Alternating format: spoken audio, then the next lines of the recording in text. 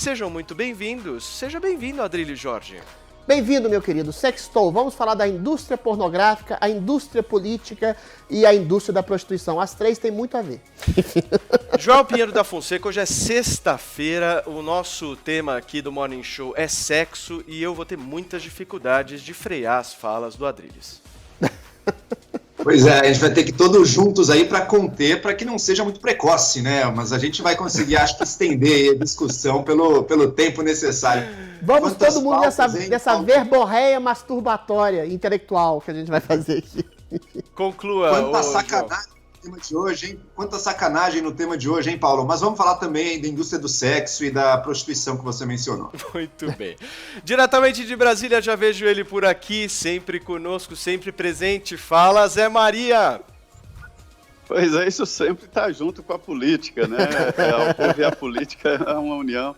Ô Paulo, numa CPI aqui do Congresso Nacional, uma das secretárias do senador, do presidente, acabou vazando um vídeo dela fazendo sexo e ela imediatamente foi demitida. E eu cheguei na CPI e falei, uai, senador, quer dizer, roubar pode, sexo não? É assim o tabu da vida, né? Muito bem, Paulinha, bom dia pra você, meu amor. Conta pra nós qual que é a hashtag do programa de hoje. Ué, sextou no morning, ou sextou mesmo no morning. A grafia permite aí essa brincadeira. A gente está usando em caps lock para ver se evidencia esses assuntos que a gente vai tratar hoje. Você pode participar usando a nossa hashtag sextou no morning e, claro que usando gifs, memes e opinando, né? Porque no fim a gente mostra aqui os tweets de vocês. Não, nada a ver, irmão.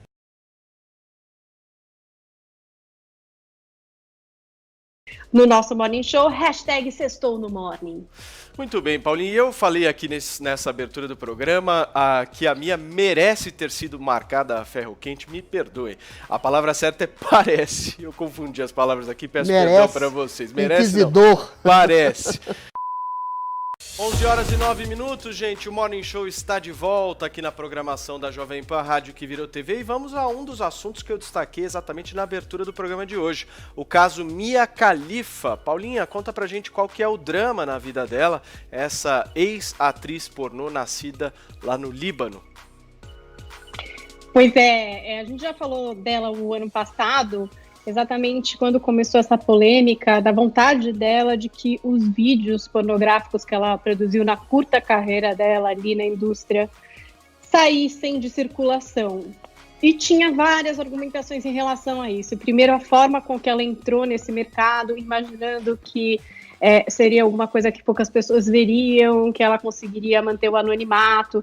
Depois tinha uma questão até de agressividade contra ela, porque ela fez aqueles vídeos usando o lenço, né? Então seria um desrespeito religioso, ela teria recebido ameaças. E depois também tinha uma questão do contrato que estabeleceram com ela, no qual ela tinha ganhado muito pouco dinheiro, $12 mil, e a indústria ali, o Pornhub, enfim, os sites que exibiam, tinham ganho milhões de dólares. Então, o abaixo-assinado que acontece há bastante tempo, já tem mais de 1.600 pessoas que assinaram, pede para que esses vídeos que ela produziu em 3 meses saiam, né, desses sites grandes. Essa é uma briga na justiça da Mia Khalifa, é o que ela gostaria que acontecesse, que esses vídeos não estivessem mais acessíveis, esses vídeos pornográficos. E aí ela voltou a ser assunto porque a Mia Khalifa, desde o fim do ano passado, de dezembro, anunciou que ela ia entrar para uma nova rede social, gente. Olha aí que loucura. Mas é uma rede social por assinatura. Tem até o vídeo dela ali, do Facebook, que ela fixou no perfil dela, onde ela explica um pouco do que é que as pessoas vão ter acesso. Vê lá. Ela tá de óculos e tal. Vamos ouvir um pouquinho da voz dela. Wherever I am, even if I'm at a hockey game, so follow me, it's gonna be Então, a Mia Khalifa, nesse caso, tá assistindo um jogo, eu acho que é um jogo de basquete. Então, o que ela conta é que nessa rede social, se você for lá, se você se inscrever, você vai ter um acesso irrestrito à vida dela, de inúmeros momentos da vida dela, inclusive quando ela vai num jogo, e também vai ter acesso a uma série de ensaios fotográficos, dos bastidores desses ensaios, de fotos e tal. E aí, se você for no feed do Facebook, você vai perceber que são fotos sensuais de fato. tá lá um monte de teaser para que você vá lá e assine esses pacotes maiores que dão acessos mais irrestritos a esse tipo de conteúdo que ela vem produzindo. Então tem foto dela lá comendo hot dog super sexy de biquíni, tem foto dela de lingerie, tem foto dela, enfim, provocativa. E isso irritou muito as pessoas, porque muitas pessoas acreditavam que, poxa, Mia Khalifa queria viver uma vida normal e por isso pediu para os seus vídeos saírem ali, né, de circulação, esses vídeos pornográficos. E agora ela quer ganhar dinheiro com isso, porque agora ela tá vendendo o quê? Ensaios sensuais, mas aí as pessoas têm que pagar. Então, meu Deus, que falso moralismo, meu Deus, como a Mia Khalifa errou na vida, e até ontem ela foi para os assuntos mais comentados por causa disso, e também porque ela é muito popular, né, gente? Tem mais de 21 milhões de seguidores só no Instagram, então tem muita gente que quer ter acesso aí a, enfim, desde fotos sensuais e acho que até o dia a dia da Mia Khalifa. O que vocês acham, gente? Mia Khalifa foi um pouco falso moralista, entendeu? Quer tirar os vídeos de circulação, mas quer vender vídeo sensual? Ou ela tá no direito dela? Muito bem, Joel Pinheiro. A indústria pornô faz mal para a humanidade ou não, hein? Vamos comentar esses dois temas, então, da indústria como um todo, mas depois eu quero falar brevemente sobre a Mia Khalifa também. Olha, sem dúvida, ocorrem muitos abusos aí na indústria pornô, assim como na prostituição que a gente tinha falado antes, né? Acho que vale mais ou menos as mesmas regras. Mas também, se as pessoas são adultas, são livres, estão gozando do seu pleno juízo, é uma escolha delas também. Eu não condeno a indústria em si, acho que tem que coibir os abusos que com certeza existem muitas vezes. Agora, essa Mia Khalifa é inteligente, hein? Ela mostrou um raciocínio de economista ali mesmo. O que ela quer não é uma condenação moral, parar de objetificar mulheres e tudo isso. Foi o discurso. O que ela quer mesmo é ter o poder de monopólio sobre a própria imagem dela. Então, se ninguém mais tem acesso aos velhos vídeos dela e querem vê-la, vão ter que pagar para ela. Ela agora controla a oferta da imagem dela no mercado. Foi uma jogada comercialmente muito acertada que ela fez aí. O que você achou dessa jogada, Adriles? É brilhante, mas um pouco nefasta. Essa discussão da objetificação do corpo, principalmente a objetificação do corpo feminino, é muito curiosa. A gente viu recentemente, por exemplo, um jogador de pôquer, né, sendo acusado de objetificar corpos de mulheres, porque ele colocava em seu Instagram várias mulheres seminuas, belas, em posições meio sensuais. Ou seja, mas as mulheres queriam estar ali. Assim como a Mia Khalifa quis eventualmente adentrar na indústria pornô. A gente tem que lembrar que a objetificação dela foi fruto da livre escolha dela. Assim como a objetificação dela agora, do seu corpo, ninguém conhece a pessoa profunda de Mia Khalifa quando vê uma foto dela sensual, e tudo bem, esse desejo epidérmico tem sua razão de ser. Conhecem, Adri? Oi? Tem sua razão de ser. Ninguém vai conhecer todas as mulheres que deseja na vida. Às vezes o sexo tem aquela coisa perenemente masturbatória, porque você não vai ficar com todas as mulheres que você quer e deseja e ama no mundo.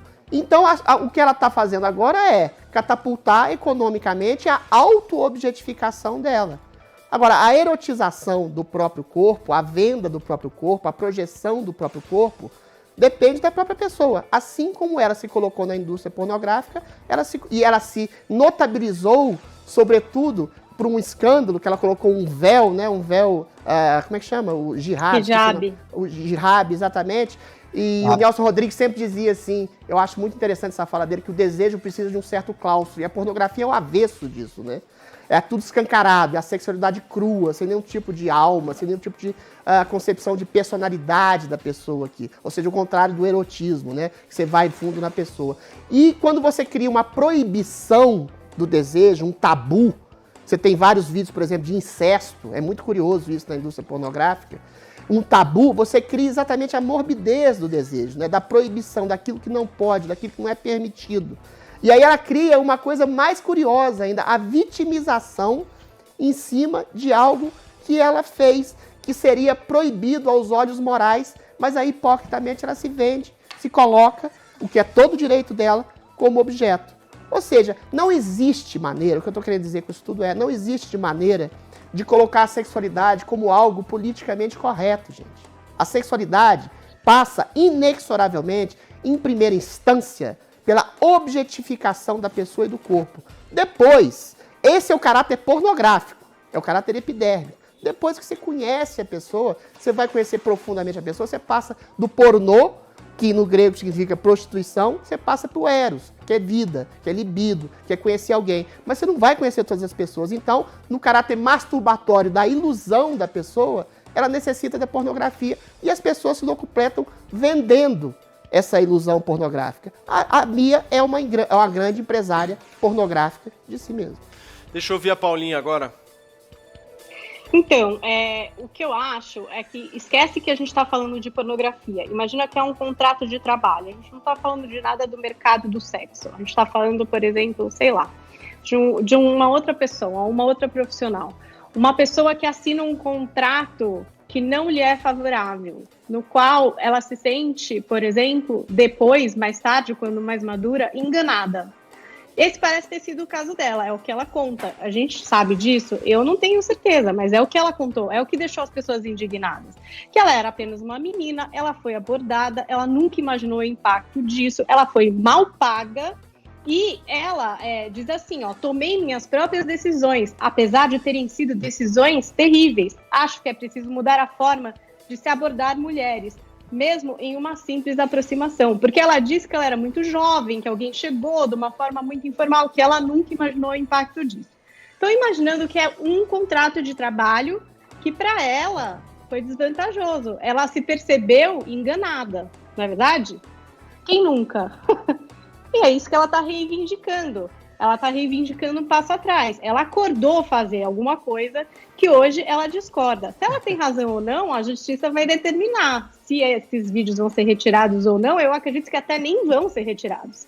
Mas ela criou uma situação midiática, uma espécie de um coitadismo a respeito daquilo. Mesmo que de fato tenha acontecido, eu acho que pode ter sim acontecido. Ela pode ter sido, ela disse que assinou contratos pressionada, que ela não conseguia se impor, dizer até onde ou não ela gostaria de ir, que mesmo a história de fazer o vídeo com o véu não foi amplamente discutida, ela ficou insegura de fazer, mas não conseguiu se colocar. Então pode ter havido tudo isso, e mesmo assim ela pode querer explorar o corpo dela. Agora, as pessoas com certeza vão julgá-la, né?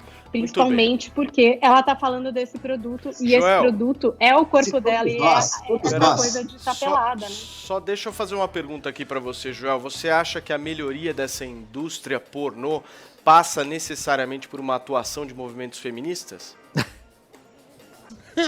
Tudo errado essas perguntas.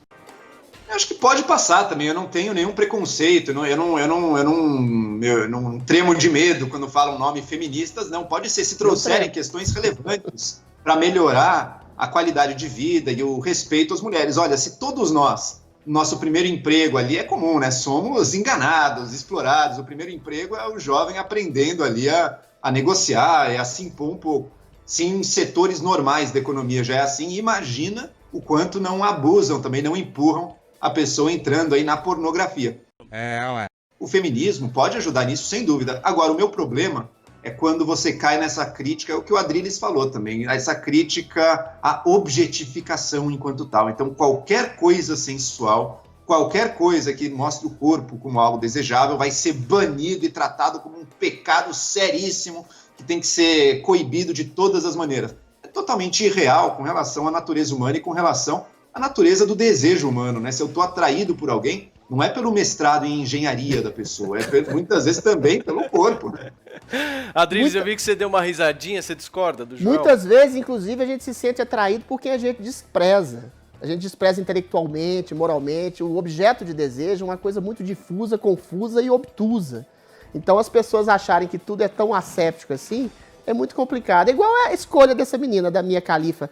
Ela achou que ia ser enganada, ela foi fazer vídeos de sexo explícito. Olha, me desculpe, uma criança de 12, 13 anos sabe muito bem o que é pornografia, sabe muito bem o que é um vídeo de sexo explícito, sabe muito bem que a pessoa vai ser submetida à objetificação em massa, viralizada para milhões de pessoas. Adriano, isso é absolutamente óbvio que ela sabia disso quando entrou na indústria pornográfica. O que ela está fazendo agora é lucrar com o processo de vitimização, que a gente sabe que realmente, provavelmente, a indústria pornográfica submete mulheres e homens também a situações constrangedoras. Mas elas estão ali, aquelas pessoas, dadas os limites da realidade, mais uma vez, porque elas quiseram. dizer que ela foi submetida a uma situação exploratória, Uma pergunta, uma indústria pornográfica que ela quis entrar, é simplesmente uma demagogia barata para vender mais ainda seu nome em nome de uma indústria que é tão pornográfica quanto a pornográfica, a indústria da vitimização. Essa não dá prazer a ninguém, mas dá dinheiro e milhões de seguidores, 12, que é o que a Mia 13 Khalifa anos, ganhou. Fala, Joel. Você falou 12 ou 13 anos, Adriles? Daí não, né? Não, Daí não, tá totalmente calma. fora. Eu tô falando assim, quando uma pessoa tem 12, 13 anos, quando tá na descoberta da sua sexualidade e vê pela primeira vez um vídeo pornográfico, você sabe o que está acontecendo, você sabe o que é pornografia, você sabe o que é sexo, você está adentrando no auge da sua capacidade. Não estou dizendo que uma menina de 12, 13 anos vai ser aliciada e vai ser colocada na indústria, não é nada disso. A Mia Khalifa já era maior de idade quando entrou na indústria e sabia conscientemente do que estava fazendo, é outra coisa. Ok, Paulinha, vamos lá. Não, eu só acho que não é tão claro assim. Eu acho que as pessoas às vezes podem ter dificuldade de entender qual vai ser o impacto na vida delas e que podem ter entrado num contrato de trabalho ruim. Agora, acho que essa questão da objetificação, né, fala muito, por exemplo, não tem nada a ver com a história da Mia Khalifa, mas Ring Girl, por exemplo. Eu não vejo problema nenhum em Ring Girl, não tem problema nenhum você achar alguém bonito, você achar alguém gostoso, mas o que tem problema é a mensagem que muitas pessoas têm de achar que podem invadir ali o espaço daquela pessoa, Claro. né? A gente sabe que, por exemplo, essas meninas às vezes são sujeitas a situações de trabalho que não são boas. A gente sabe que algumas vezes elas são tiradas como prostitutas quando elas não são, elas estão só ali para fazer o trabalho de ring girl. Então, assim, o problema não é a mulher optar por explorar o seu corpo e ela ser linda e as pessoas acharem ela gostosa e maravilhosa e ela descer até o chão. Isso não é um problema. O problema é quando o limite do que ela estabelece é quebrado. Esse é o problema. E isso é uma defesa do feminismo que tem essa história do empoderamento do corpo, que eu até já falei aqui que eu tenho muita dificuldade em entender, porque eu não sou uma pessoa de exposição corporal, mas eu acho que é isso que as pessoas não conseguem entender. Não tem problema a mulher expor e o cara achar ela gostosa até o momento em que ela permite essa troca, porque é consensual. É isso, o relacionamento, a troca é consensual. Agora, o trabalho, quando é da exploração do corpo, tem que proteger essa mulher. Tem que criar uma barreira profissional mesmo, de você entender que ela está permitindo essa objetificação, mas que há um limite. E que ela tem o controle disso, porque ela escolheu explorar o corpo dela. Muito bem, gente. Vamos girar o assunto aqui no Morning, então. Agora vamos falar que o Ministério Público Federal denunciou hoje o ex-governador e atual senador da República, José Serra, e a sua própria filha, Verônica Serra, sob a acusação de lavagem de dinheiro transnacional. Segundo a denúncia da Força Tarefa da Lava Jato de São Paulo, Serra usou seu cargo e sua influência política para receber da Odebrecht pagamentos indevidos em troca de benefícios relacionados a obras do Rodoanel Sul. Milhões de reais foram pagos pela empreiteira por meio de uma sofisticada rede de offshores no exterior. As investigações conduzidas em desdobramento da Lava Jato aqui de São Paulo demonstraram que José Amaro Pinto Ramos e Verônica Serra constituíram empresas no exterior, ocultando seus nomes e, por meio delas, receberam os pagamentos que a Odebrecht destinou ao então governador de São Paulo em 2007. Nesse contexto, realizaram numerosas transferências para dissimular a origem dos valores e mantiveram uma conta de offshore. Controlada até o final de 2014, gente, quando foram transferidos para outra conta de titularidade oculta na Suíça. Vocês sabem, gente, eu queria fazer uma observação aqui para vocês. Me veio na cabeça um slogan do Serra, só não me lembro se foi de 2002 ou 2010, mas dizia o seguinte: quando se conhece bem uma pessoa, quando se sabe se é gente boa, o Serra, essa certeza a gente tem, o Serra é do bem, o Serra é do bem. Adrilho, Jorge. Tudo errado essas perguntas. Eu já votei no Zé Serra, você acredita, nas duas eleições. Eventualmente pode ser uma questão de caixa 2, pode ser uma questão de enriquecimento ilícito. De toda forma, é uma questão de corrupção financeira grave. A questão que se coloca é, o Serra é denunciado desde 2016. Tanto ele, quanto Aécio Neves, quanto Renan Calheiros, quanto outros políticos, como o próprio Flávio Bolsonaro, que arrastam seus processos por anos, né, tem a seguinte semelhança: o foro privilegiado. O foro privilegiado é como se fosse um manto de mãe. E quando chega no Supremo, é um manto de eternidade, de acobertamento de crimes, de ilícitos, de coisas que ficam espaçadas no tempo, que são esquecidas. Às vezes os crimes são absolutamente prescritos. É uma pena. O Serra foi um brilhante ministro da Saúde, é um brilhante político, a quem eu mantinha grande admiração. Será uma tristeza, e tudo indica que será uma tristeza, e a Donilson é bastante robusta, são 40 milhões em contas na Suíça, só com colocações lá, se descobrir que ele é mais um corrupto, que se há uma indústria, se há uma cultura de corrupção que é arcaica na cultura política do país, isso não exime absolutamente, rigorosamente ninguém. E a gente tem que discutir profundamente a revogação dessa coisa espúria, que é o foro privilegiado, que deixa corruptos serem locupletados pelo próprio tempo e pelo próprio esquecimento. Muito bem, gente, eu tô aqui no Twitter, queria ler uma nota, um tweet aqui do PSDB oficial, partido de José Serra. O PSDB acredita no sistema judicial do país e defende as apurações na utilização de recursos públicos. Sim. Ao mesmo tempo em que confia na história do senador José Serra e nos devidos esclarecimentos dos fatos, Joel Pinheiro. Que coisa, não estão acusando a mídia de estar mentindo, não estão acusando o Ministério Público de estar em conluio com sei lá quem, não, estão querendo a apuração dos fatos. Então, ponto positivo aí para o PSDB nessa nota, tem que investigar mesmo. 40 milhões em conta na Suíça, é complicado pensar em qual que é a explicação disso aí, né? Tem que investigar, se for culpado, tem que punir sim. Que bom que a Lava Jato, apesar dos retrocessos dos quais os próprios procuradores têm falado, continua conseguindo fazer um trabalho e botando por terra, refutando cabalmente essa história de que eles só perseguiam o PT e os aliados do PT. Não, tá todo mundo na mira do combate à corrupção. Na verdade, nem será o primeiro nome do PSDB a ser punido, se de fato se comprovar. Vamos lembrar que uns anos atrás teve o Eduardo Azeredo também, que foi senador, governador, e que também foi preso lá na questão do mensalão tucano ali. Então, o combate à corrupção é por todos os lados. O importante nessa hora é ter a independência, a isenção. Eu já votei no José Serra. Eu acho que ele tem enormes méritos no período que ele foi ministro da Saúde. Os genéricos, ele foi o primeiro a trazer médicos cubanos para o Brasil, numa época que precisava disso. E, embora ele tenha esses méritos, se ele for culpado, que seja punido. Não estou vendo ninguém aqui se levantando para dizer Serra livre, é tudo mentira da mídia, é tudo mentira do Ministério Público, estão contra a gente. Então, não é mito. É uma pessoa que vai ter que ser julgada como todo cidadão brasileiro. Agora, há consequências políticas de uma prisão do Serra, né? Principalmente para essas eleições municipais, né, Joel? Total. Isso vai mudando tudo. Tudo bem que o Serra já estava um pouco mais distanciado aí acho que o momento de pico dele na política, as grandes chances que ele teve já passaram, mas muda tudo.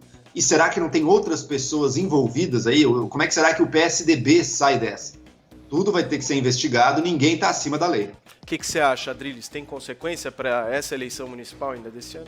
Tem consequência especificamente para a simbologia do PSDB, né? O Serra sempre foi uma espécie de vestal do PSDB, era um homem brilhante, é um homem que tem uma visão de Estado extremamente interessante, embora eu discorde de alguns princípios desenvolvimentistas, um homem que foi 2 vezes candidato à presidência, e uma das mentes mais geniais, mais completas, visto como um dos políticos mais completos, técnicos do PSDB. Ele é uma cara do PSDB, e assim como o Aécio Neves, que também desabou, parece que está ruindo também. Quem são as caras novas do PSDB agora? O Alckmin sofreu uma derrota gigantesca. O PSDB vai se resumir simplesmente ao João Dória? Eu acho complicado. É o Dória e o Eduardo Leite, né? São os dois nomes em ascensão aí do PSDB, que estão surgindo, dois governadores, sim. Governador do Rio Grande do Sul. A nova geração tucana. São 2 nomes aí, né?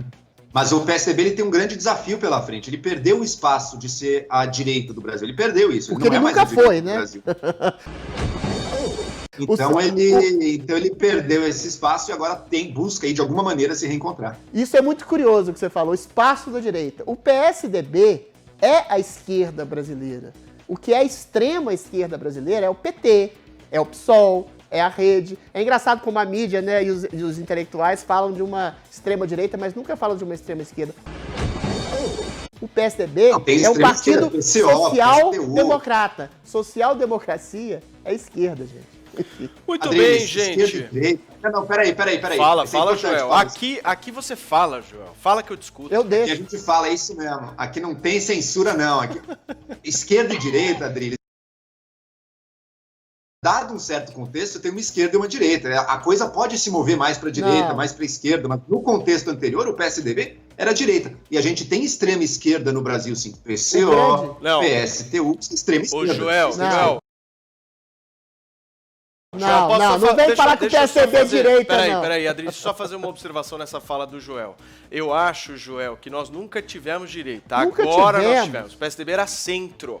Esquerda. Você tinha lá o PT Esquerda moderada. representando a esquerda, PSDB centro e direita acéfala. Eu Nunca enxergo houve. desse jeito. O DEM, o PFL, era direita. O profeta Lula falou, inclusive Isso. na eleição que o Serra participou, pela primeira vez, isso em 2002, quando o Lula foi eleito, nós temos 4 partidos de esquerda, ninguém da direita. Ele falou isso, concordo plenamente com ele. Ou seja, pra você ver o tanto Lula- que havia o Lula já uma disse que é hegemonia liberal. de uma ditadura cultural, política, de esquerda no país.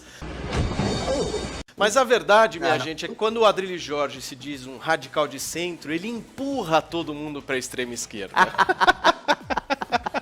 Perto do Adriles, até o Bolsonaro é um moderado de esquerda. O ali. Constantino falou que ficou espantado pelo meu lado esquerdista ontem. Que isso? Muito bem, Paulinha, temos tweets para fechar a semana deste Morning Show? Temos sim, muita gente participou aqui. O Léo usou a hashtag Sextou no Morning. Eu acho que a indústria pornô é muito julgada. Tem sim seus problemas, mas também tem grandes produtoras que respeitam e muito suas atrizes e atores. Tem também aí Mega Store, aos especialistas em redes sociais. O que determina se uma rede social terá sucesso é sua adoção. Já surgiram e morreram muitas redes sociais nos últimos anos, mas o Parler apresenta um fenômeno de adoção diferente, contando com a baixa das redes atuais. E fechando aqui com o Igor Castellano, difícil sextar nessa pandemia broxante. Hoje só sextou mesmo, carinha infeliz. Igor, realmente não tá muito fácil. Não tá fácil pra ninguém, mas nós vamos sair dessa, Paulinha. Nos vemos segunda-feira, então. Ótimo final de semana, Paula. Para todos vocês também, um ótimo final de semana. Joel Pinheiro, aquele abraço, hein? Aquele abraço, pessoal. Sextou. Se vocês vão a Sextou. bares, lembrem-se, hein? É máscara e não tem beijinho, não. E se vocês forem para lugares proibidos, cuidado, sextou, mas com os devidos cuidados profiláticos. Muito bem.